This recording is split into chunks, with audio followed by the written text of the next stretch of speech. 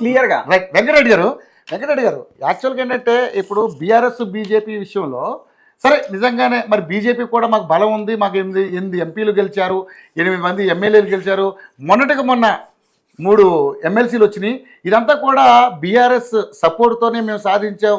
మళ్ళీ బీఆర్ఎస్ అంతర్గతంగా వాళ్ళకి సపోర్ట్ చేయబట్టే వాళ్ళకి అక్కడ పోటీకి వీళ్ళకి సహకరించారని చెప్పేసి రకరకాల వార్తల నడుమ మరి నిజంగానే రేపొద్దున బీఆర్ఎస్ బీజేపీ కలిసి పోటీ చేసే అవకాశం ఉన్నట్లుగా అనేక రకాలుగా అనలిస్టులు కావచ్చు చాలామంది మాట్లాడుతూ ఉన్నారు. సో ఏంటి నిజంగానే మొన్న వాళ్ళకి అంటే పార్లమెంట్ ఎలక్షన్స్లో 0 రావడానికి గల కారణం, మొన్న ఎమ్మెల్సీలో అసలు పోటీ చేయకపోవడానికి కారణం ఏమని ఉంటుంది అంటారు మీరు? ఫైనల్గా చెప్పండి.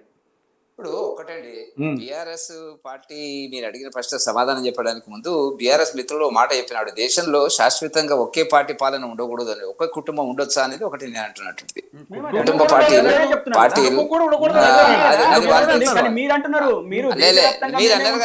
రాష్ట్రాలలో మేమే ఉంటాము, ఈ దేశాన్ని మొత్తం ధ్వంసం చేస్తున్నాం అంటున్నది మీరు.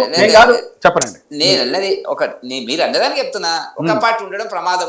నేను అది కూడా కరెక్ట్ కాదని చెప్పిన సార్, ఏ పార్టీ కూడా అనలేదా? 1-2 సార్లు ఉండొచ్చు. ఉండొద్దని చెప్పు, కుటుంబం కూడా ఉండొద్దని చెప్పు, చెప్తే సంతోషపడతాను నేను. రెండవది ఏంటంటే కుటుంబం కూడా ఉండదు సార్, ఒక పార్టీ కాదు, ఒక పార్టీలో ఉన్న కుటుంబం అంటే ఇంకా అదేమన్నా ఉంటుందా ప్రత్యేకంగా? మధ్యాహ్నం మాట్లాడకండి.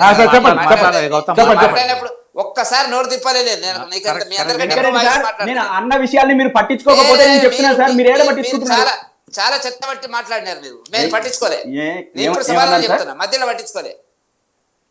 మీరు ఒక్కటి రవి గారు, మేము బీఆర్ఎస్ పార్టీతో కలిసి పోటీ చేస్తే మాకు వచ్చే సీట్లు కూడా రావు.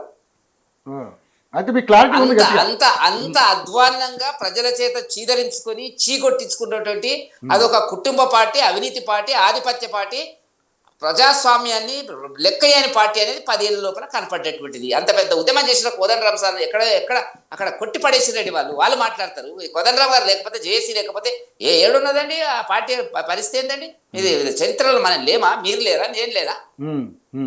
అంత మర్యాద అంటే కుటుంబం. ఇప్పటికి కూడా తెలంగాణలో రవి గారు ఇంత సామాజిక విప్లవము, సామాజిక చైతన్యం వచ్చి అసలు మాకెందుకు ఇవ్వరు బీసీలకు, ఓబీసీలకు అధికారం అనే చర్చ ఇవాళ జరుగుతున్నప్పుడు పెద్ద పెద్ద రాజకీయ పార్టీలు అటువంటివి అతలాకుతలం అవుతున్నటువంటి పరిస్థితి లోపల ఇప్పటి వరకు వాళ్ళు పంచుకున్నారు. వాళ్ళు బావబావమరుదులు ఇద్దరు మాట్లాడాలి అసెంబ్లీలో, అసలు ఆయన మాట్లాడాడు, ఇంకోరికి పదవి లేదు.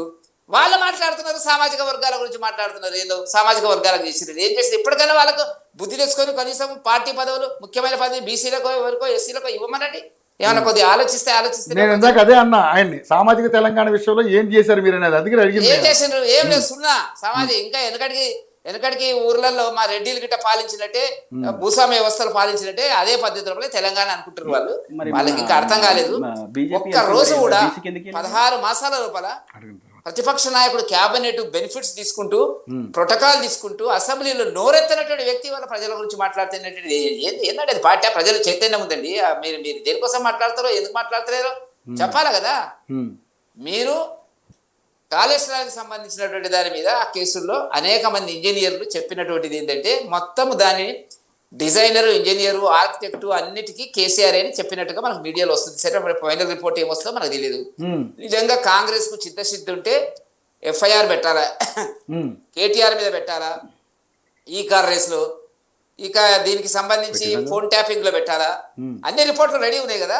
ఎక్కడ మన విద్యుత్ శక్తి కొనుగోలు మీద పెట్టాలా, నయం కేసు ఏమైందో ఇంతవరకు తెలియదు, లెక్కే చెప్పలేదు ఆయన. లెక్కేందో మిషన్ల మీద లెక్కలు పెట్టిరన్నారు. అన్నిట్లో నిండా మునిగింది బీఆర్ఎస్ పార్టీ.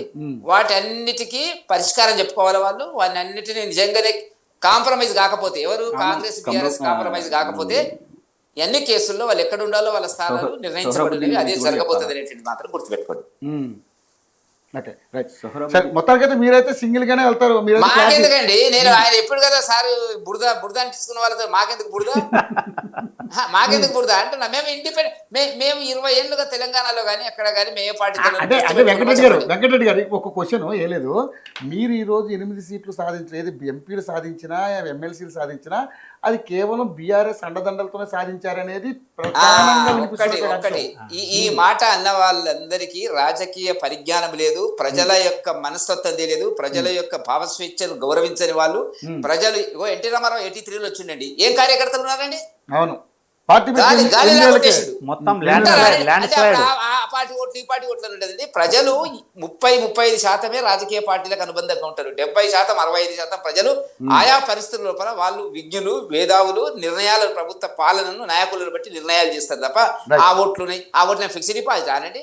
ఫిక్స్డ్ డిపాజిట్ అయితే మేము 2-3 అసెంబ్లీలో ఉప ఎన్నికల్లో మేము గెలిచినాము. కాంగ్రెస్ ఓట్లు ఎక్కడ పోయినాయండి? డిపాజిట్ రాలేదు వాళ్ళకి. ఎక్కడ పోయినాయి వాళ్ళ ఓట్లు? ఆటనా అట్లుండదు. మీరు ప్రజల తీర్పును గౌరవించడం నేర్చుకోవాలి. అంతేగాని ఆ ఖాతా డిపాజిట్ ఫిక్స్డ్ డిపాజిట్ అనేది ఓట్లు ఆ పార్టీకి కొంతవరకు ఉంటుంది, మిగతా అది ఉండదు. ప్రజలు ఎప్పటికప్పుడు నిర్ణయిస్తారు. మీరు ఊహించారా 8 సీట్లు మాకు వస్తాయి అన్నప్పుడు అదే మీడియాలు అందరు రాసింది ఏంది 2 సీట్లు వస్తాయి, 2 కంటే 3 రావు వీళ్ళకి అన్నారు. ప్రజలు ఎప్పుడు ఎవరిని గెలిపించాలో ఎవరు ఓడించాలో భారత ప్రజాస్వామ్యం లోపల ప్రజలే నిర్ణేతలు, వాళ్ళే దేవుళ్ళు. అది జరుగుతుంది తప్ప వాళ్ళేదో అన్నారు వీళ్ళేదో కాంగ్రెస్ వాళ్ళు అంటారు వాళ్ళ ఓట్లు మీకు వచ్చినాయి, మీ ఓట్లు వాళ్ళకి వచ్చినాయి. ఎందుకు అనుకోకూడదు? కాంగ్రెస్ అభిమానులు మాకేసి ఉండొచ్చు కదా ఓట్లు వల్ల. అట్లా కూడా జరగచ్చు. Right right, thank you. ఫైనల్గా మీరు చెప్పండి. అంటే నిజంగానే ఇక్కడ ఆరోపణలు సరే వస్తుంటే కామన్ దాని మీద ఏదేమైనా మీరు చేయబట్టి ఎంత జరిగింది అనేది కూడా ఒక రకమైనటువంటి ఆరోపణ కాబట్టి సరే ఓకే రైట్, మీరు చేశారా లేదా, మీరు అధికారంలో రావడానికి మీరు ఎన్నన్నా మీరు ప్రచారం చేసి ఉండొచ్చు.